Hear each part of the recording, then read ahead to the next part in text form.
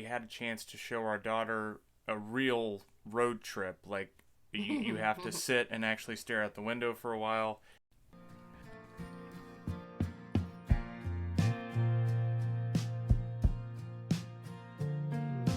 Society's family unit is in crisis as less and less people are making the commitment of a lifelong partnership together. It has been normalized, encouraged, and easier than ever to just throw in the towel when the going gets tough. With time at a premium, start by spending 20 minutes per week gaining thought-provoking inspiration towards a journey of self-improvement, ultimately improving your marriage, your family, your health, and your home. This episode of the podcast will be a review of our big family RV trip to Mount Rushmore and Yellowstone National Park. We are going to cover why we wanted to go on this trip, the places we visited, the highs, the lows, and what we learned from this experience. The hope is that this discussion will help others with their next big trip and why it's vital to make time for vacations or just new adventures. Welcome once again to another episode of the Family Order Podcast. Today is a review of our big family RV trip to Yellowstone National Park, Mount Rushmore, and a few other points of interest. This review might help some folks out with planning a big family trip and what they might need to consider. We visited 7 states, 7 KOAs, Campground of America sites. We drove over 2,700 miles through snow, sleet, rain, heavy fog, and very high winds, all in 8 days and over 50 hours worth of driving. Some people just want to hop in the car and see where the road takes them. That's probably not the best idea for most people, especially if kids are involved. Most big attractions need to be booked in advance. Hotels, rental cars can be hard to find, and many more examples. We even experienced where some of the campgrounds we wanted were already booked months ahead of our trip when we were trying to book them. We were also trying to beat the busy season up in the Yellowstone area, but we might have been a little too early. So that was a bit of a trade-off. When Ben and I got married, we made a promise to each other that we would travel each year. We wanted to make sure that this trip was a bit different than the past years, and it sure was. So why did we really want to go on this particular trip? Honestly, we had an RV that we wanted to try out. We wanted to go to Yellowstone. We wanted to go to Mount Rushmore. We had a few other options and things we wanted to see. But ultimately, we felt like this was the best way to go see all this stuff rather than just fly in somewhere. And we had a chance to show our daughter a real road trip. Like, you have to sit and actually stare out the window for a while, and you see a lot of stuff on the side of the road, and you stop different places because she hasn't been on a big road trip really since she was much younger and probably barely remembers that. As far as driving. Right. Like we wouldn't She's flown drive. in. Yeah, we've flown a lot, but right. We've never driven more than 6 hours in any direction. That's right.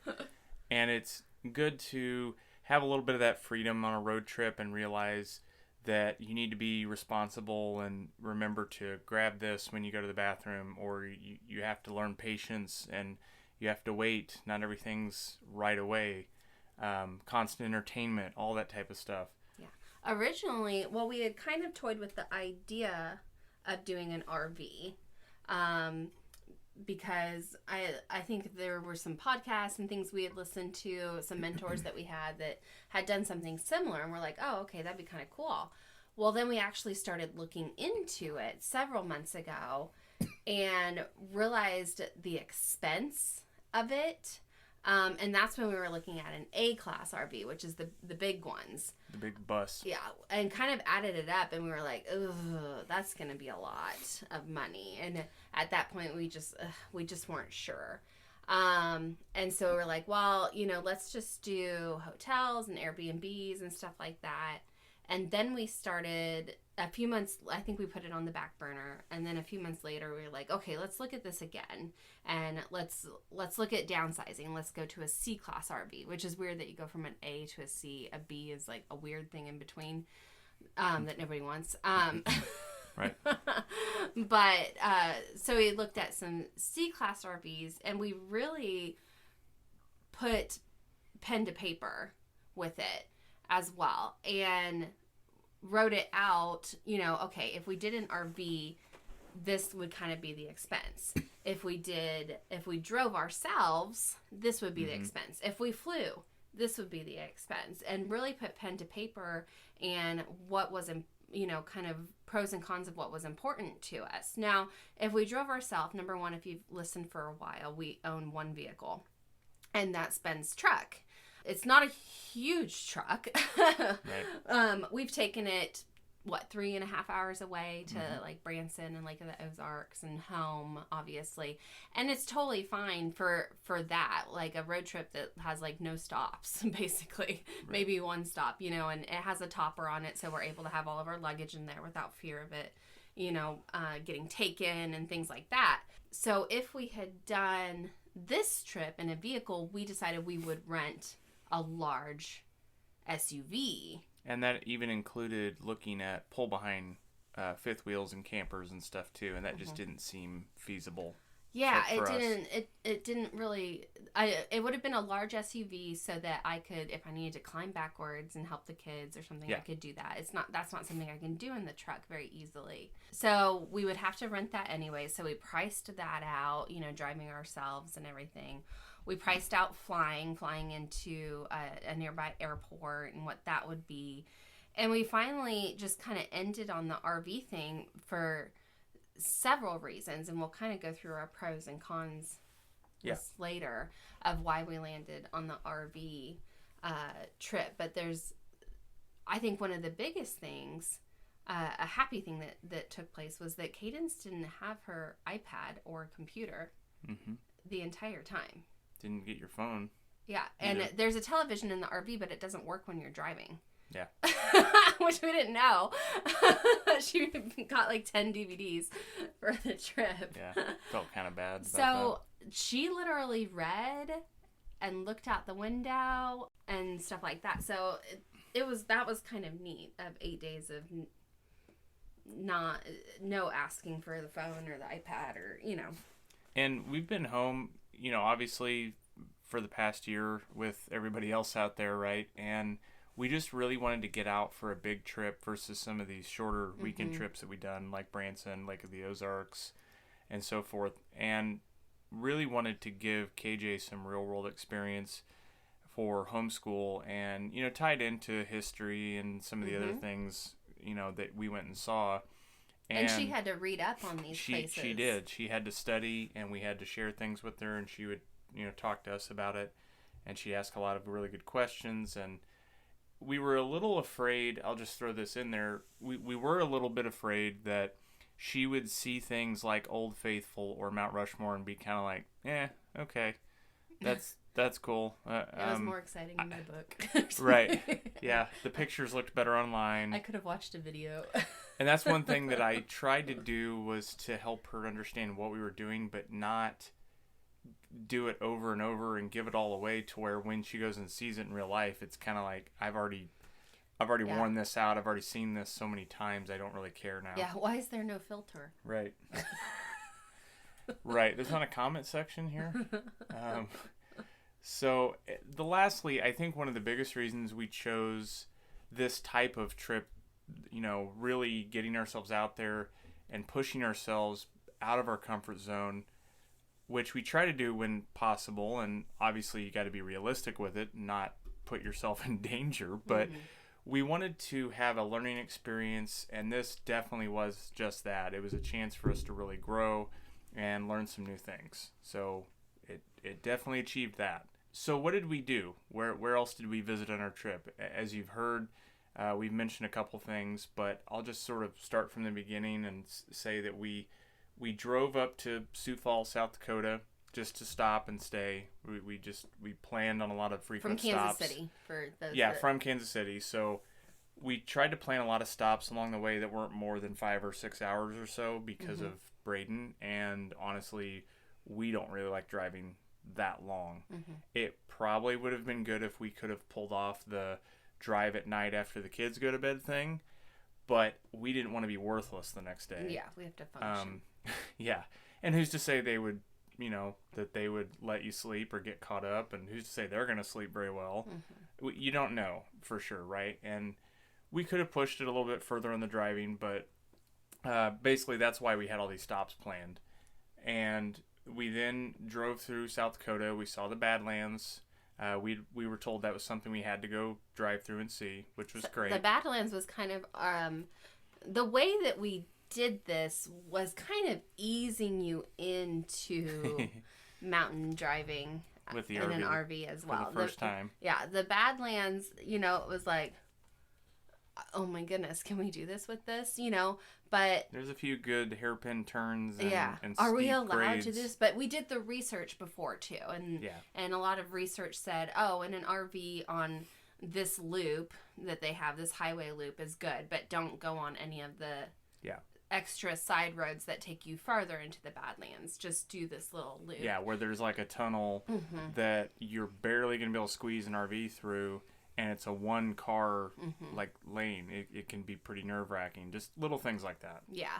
So we definitely did our research before on those things. But yeah, the Badlands kind of eased us in, and it makes you feel better when you see like other like A classes and fifth wheels driving through. You're like, oh, okay, well they made it through. People can do this apparently. Yep. So we went through the Badlands. We went up to see Mount Rushmore in the Black Hills, and we had seen 50,000 signs to go to Wall Drug while driving through South Dakota. Yeah. And we just said, okay, look, we got to go see this. They have a huge marketing budget. We need to. Oh my gosh. I think that small town is just built around that old Wall Drug pharmacy thing. And that was really cool. I wish that we could have spent more time there because we didn't even get to see all the stores, and there was even more in Wall. So I wish we had known about that before, but that's one of the neat things about driving is, we probably wouldn't have gone there because that was still a good hour or so outside of Rapid City. Right. And so we probably wouldn't have stopped at something like that. And it was really neat. I enjoyed it. As prepared as we were, this is what we typically do with vacations. Yes, you need to be prepared for maybe the big things, do your research, but we tend to have a good outline of what we're going to do, where we're going to go, and the timing, but we don't try to plan every single detail because on trips like this, there's going to be things that pop up that you say, you know what, we should go do that. I didn't think to look that up before. Nothing online said, hey, you got to go to Wall Drug. So anyways, we did scope out Dinosaur Park as well, which was another learning curve on the driving. Oh my goodness, that was mountains. The first oh my god, we put this RV somewhere where we can't get it out. It felt that way. Yeah, we went the wrong way. We made it, and it's honestly, people were pretty understanding. They see you driving an RV, you're driving it a little slower, they'll go around you, not a big deal. They're not tailgating you, and they see you coming around one of those tight curves, and they just kind of hang out and let you do your thing. And if they see you trying to back it up and turn around, that, again, people were pretty cool about that. I felt the whole trip. Honestly, we were going to see more Custer State Park. We thought about seeing Crazy Horse Monument and Devil's Tower, but that day it was really rainy and foggy, so we wouldn't have been able to really see it. And we were already running a little short on time, and so we went ahead and drove into Wyoming. And got through the Bighorn National Forest. Here's another thing that we didn't fully prepare for. We didn't know that. We didn't realize how big that Bighorn Mountain. Yeah, we didn't realize how big that was and how long it was going to be to go through it. And we learned pretty quick because it was such heavy fog that we couldn't see a vehicle in front of us. Going down mountains and turns, and I'm trying not to burn the brakes out.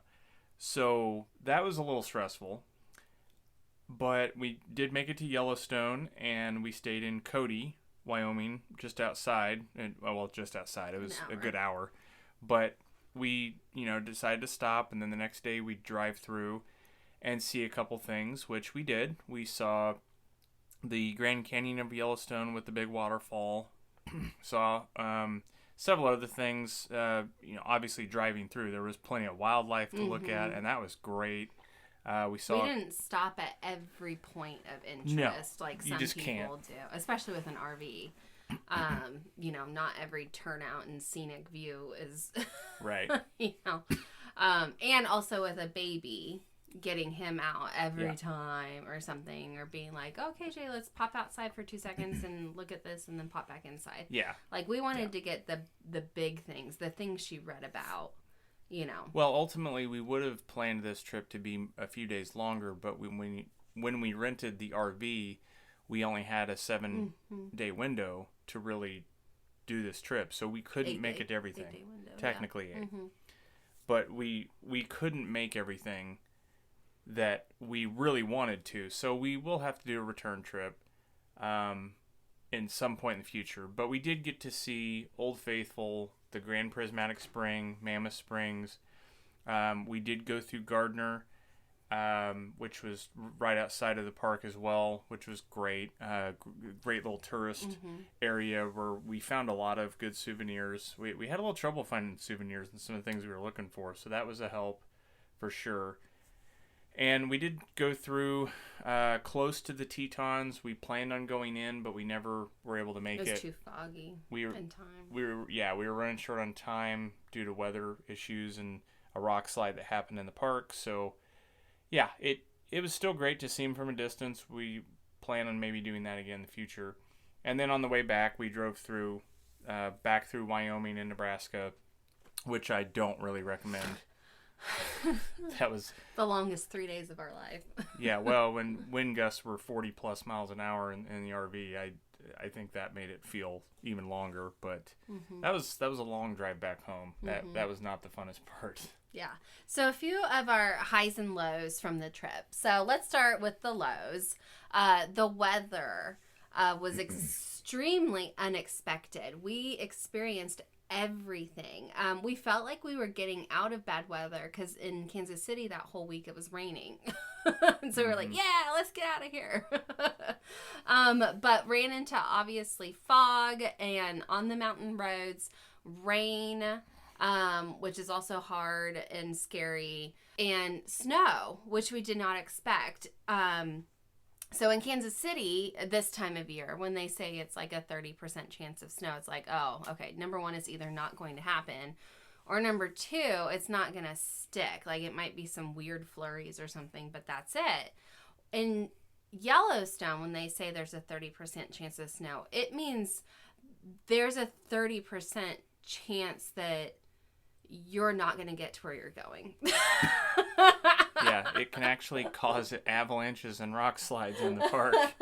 And so we were not prepared. It was so cold. It might say it's above freezing, like in the 30s, low 40s. It is cold at that temperature. And the wind was blowing. We didn't anticipate the RV being quite so cold at night either. So we had to sort of adjust, and this is where one of the lows that we were going to mention was just the lack of preparation on a few things like that. We just didn't know. Yeah. We know now. We had double socks on, but still then walking through the snow. So we got delayed in Gardner for 3 hours, which is the little tourist town that's just outside the North Gate. And because of the road conditions in the mountains and then the rock slide that happened, we got delayed, and so we decided to wait it out. So we put bags on our feet because it was just snow and slush everywhere. We put plastic bags on our feet so that our feet would stay dry when our shoes got wet because we didn't have snowshoes. And we put gloves on our hands, socks on our hands for gloves. On the kids and me. Ben had his gloves for some reason. I forgot they were in my jacket. I just grabbed my jacket and I forgot my small gloves were in there. Just so that we could kind of delay in Gardner and walk around some little touristy parts there. We were also, one of the lows was we were way too ambitious with the schedule. This was a lot to put into 8 days. considering the three of those days home were 3 full days of driving. 3 full days of driving. The way up did not seem bad. Those 5 days were not terrible up, but the way home, it was literally driving. There was no attractions or stops to break it up. It's an empty part of the country that you're not on an interstate, and there aren't many stops for convenience stores, fuel stations, or really anything to see, and a lot of construction zones, and we dealt with the high winds on the way back. It just, that part we knew was going to be bad, but it was worse than what we thought. Yeah, the driving was very long. And you can only see so many mountains. I'm not a big, mountain person anyways. I like to stay more at sea level. So, the highs. Okay. So, the big attractions that we wanted to see delivered. I tend to get a little teary-eyed, if not emotional, on vacations when we see things that I've never seen before. For instance, Disneyland, I was a bawling mess. Okay, when we went to Disneyland. Mount Rushmore, I got a little teary-eyed because I had never seen it. Ben had seen it. I had never seen it. And the excitement in Cadence is what makes me emotional. She was so excited. I don't even know how many times a day she was like, this is the best day ever, and stuff like that. And I can't believe this is happening. And that just makes me really emotional when she does that. And just being around something like Mount Rushmore, something so grand and historical and, ahead of its time is just crazy. It's just crazy to me. So I tend to get really emotional. Yellowstone did deliver. It was beautiful. Don't get me wrong. I might not like mountains, but I wish we'd have had more time. Because of all the wildlife we saw, which was another big high. We saw bald eagle, ravens, bears on the side of the road, the bison, the tons of elk, which are just large deer. So it's not, after the first one or two, you're like, okay, it's another elk. But, and I was emotional when we were stuck in Gardner. I was in a souvenir shop crying because we were supposed to see the Grand Prismatic Spring, which is something Cadence really wanted to see. Like, she had seen it in her books, and then we were also supposed to see Old Faithful that day. And the roads were closed, and it was our last day, and we thought we were going to have to go around and not be able to get into it. And so I was super emotional because she would have been so disappointed, if we came all this way and didn't see those two big things that she had read about that she wanted to see. She's a science nerd, and so she knows how, how Old Faithful works, and she knows what's in the Grand Prismatic Spring to make it look the way it looks. And so I just was so emotional because she was just going to be heartbroken. So, just prayed and prayed and prayed. And the roads ended up opening up.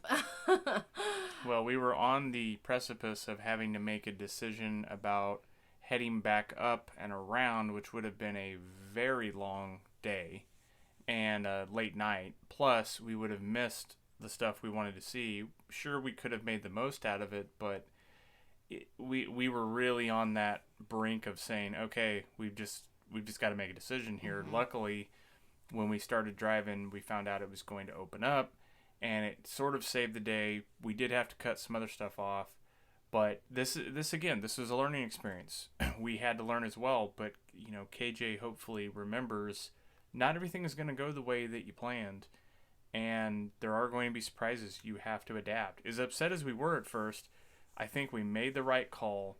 We waited it out, did some stuff in Gardner we weren't really planning on, and then we, luck or fate or Jesus or whatever saved us, and we were able to salvage the rest of that day. So, would it have ruined the whole trip? Probably not, but I think it would have ruined that day for sure.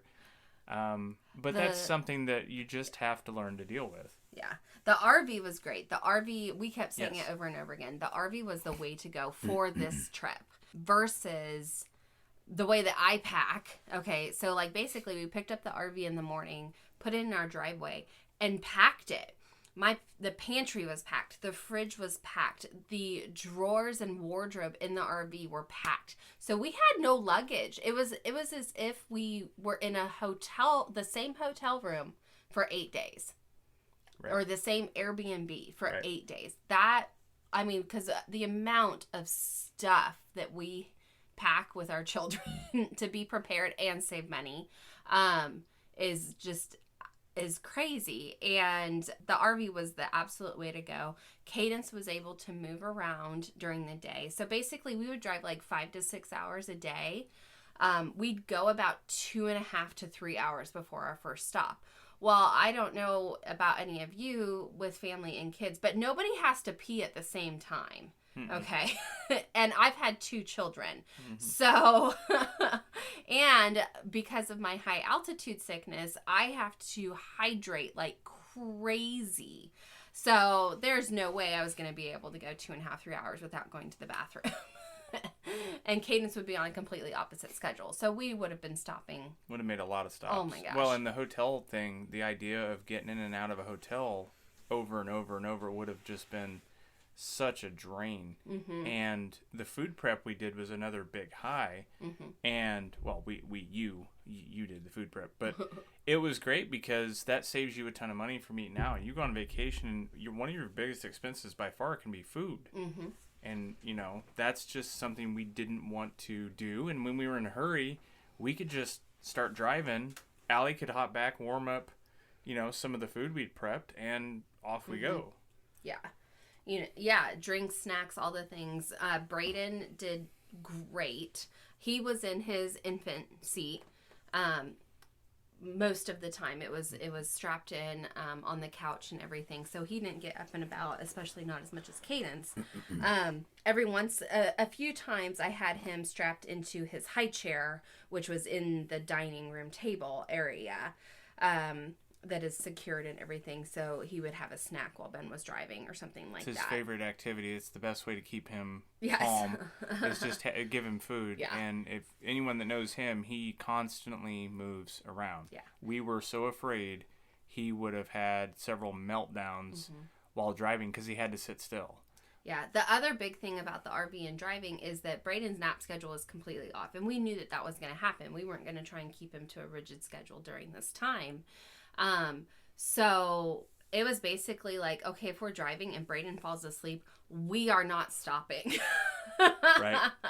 We pushed that gas sometimes because he was still asleep, and because we knew if we stopped, he was going to wake up and then he's not going back. It doesn't matter how long you've been driving. He wakes right up and he's not going back to sleep. So we typically went about 2.5 to 3 hours, and he was able to get those good naps in. Some of the things, what did we learn? We had some concerns before the RV. That's nerve-wracking. Number one, I don't think I've stayed in a camper, but not a moving camper. Like in a driveway. So we've never driven an RV. We've never homed ourselves in an RV. And things like hookups, which is at your campgrounds, do you have electric? Do you have water? Do you have sewer? And things like that. Cable was not important, but some people like that, and so we did all Campgrounds of America, KOAs, is all that we booked, and we did full hookup pull through for all of them, because even though we had a backup camera, we just didn't feel like we wanted to be backing it in our first time and stuff. So we made sure that we did all of those, and that we learned how to plug the RV in, and, you have to learn like when to run the generator, and the water tanks was kind of a learning curve for sure.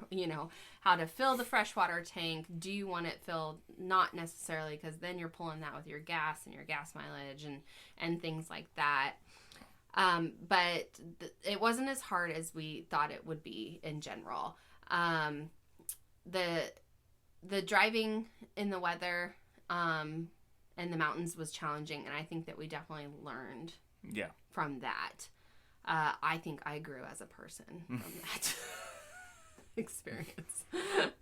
That definitely tested the relationship a little Nervous bit. Nelly.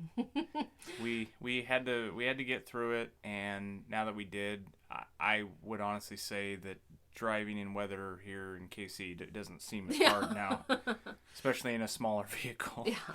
And we did learn how to back up the RV. We did learn how to park it and where to go, and it was amazing. Also, just a side comment about some of the attractions we went to see. Some had great parking. They were very organized. Ready for RVs. Like, yeah, these are going to be big field trips or family trips or something where you're going to have large vehicles, a lot of people. But some, on the other hand, very, very little parking and not very clear what you're supposed to do, where you're supposed to go. So you may need to do a little bit of research. The parking thing was something we had to look ahead. Once we got going, we realized, oh, we better check out what's the parking situation at this attraction. Mm-hmm. Obviously, we learned how to be flexible and how to adapt, especially with the road closures and the weather. We learned that we need to be prepared, but not too rigid. Especially when you have an RV, we had way more storage space than we could have dreamed of. So we definitely could have even put more stuff in there. We also learned that 7 days in close quarters, we're probably about at our limit. I think I had made the comment, the KOAs have really great showers. We did not use the shower in the RV, even though it was big and beautiful. Braden's the only one that used it. He loved it. We used the showers at the KOAs, honestly, because that was our alone time. You had just a few minutes just to be alone with your thoughts for a second. Hot water on you, you know. So the kids did great. We had kind of a separate bedroom. Although we had a separate bedroom, it wasn't necessarily soundproof. So we could hear the kids, and the kids could probably hear us.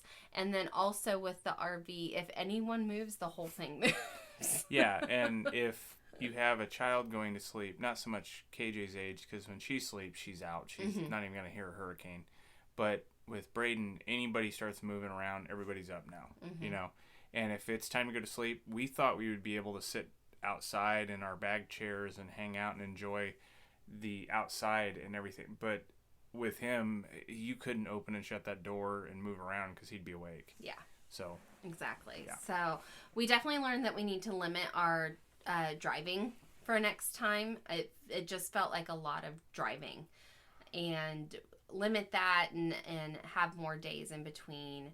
We would definitely do another RV trip for sure. Yep. We want to go back to Yellowstone, actually, not driving. Ben and I have already planned that we will be flying in the next time and see some things at Yellowstone that we didn't before, and then maybe even a separate trip flying into the Black Hills area and seeing some things there. So it might be good to fly versus drive to certain places, especially where there's more to do or see in parts of our drive. Like we said, the last 3 days was literally just driving. There was rough. not anything to stop at. There wasn't even billboards like advertising things to stop at. No. We literally just enjoyed the KOAs, the playground, and some of the fun things there. But other than that, it was pretty dry. Yeah. We definitely learned that the C-Class RV was the right choice. We are so glad that we made that decision. An A-Class is way too much and too large of a vehicle for us and for what we wanted to do, and hotels definitely wouldn't have worked. So for this long of a trip, yes. I think if it was shorter, or if maybe you owned it, it was yours, that might be different, but factor in gas mileage and parking and some different things that whether or not you're going to tow behind. Right, yeah. Which with that you probably would, but there's a lot to consider. Yeah. So that was our trip and our experience. We hopefully didn't turn anyone away from doing a road trip in an RV, but rather shed some light on how much fun it can be, but also how to make the most of it. Trips with family and vacations in general shouldn't be stressful. With that said, maybe next time we should just keep it simple and fly somewhere that, I don't know, has a beach. This week's call to order is to take the time to plan your next big vacation. It may be next month or 5 years from now. Plan your big trip and aim high, don't hold back. Plan it out and start preparing to make it a memorable experience. A family trip is a great way to make lasting memories and experiences, so you need to make the time for it.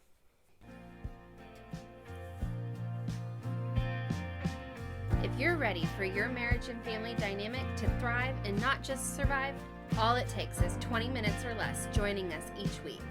It begins with a journey of self-improvement while you sit in the carpool lane, commute to work, squeeze in a workout, or get halfway through folding that laundry pile. Be sure to check out the blog at thefamilyorder.com and follow us on Facebook at The Family Order. If you're ready to start your journey, be sure to click subscribe so you don't miss new episodes every Monday.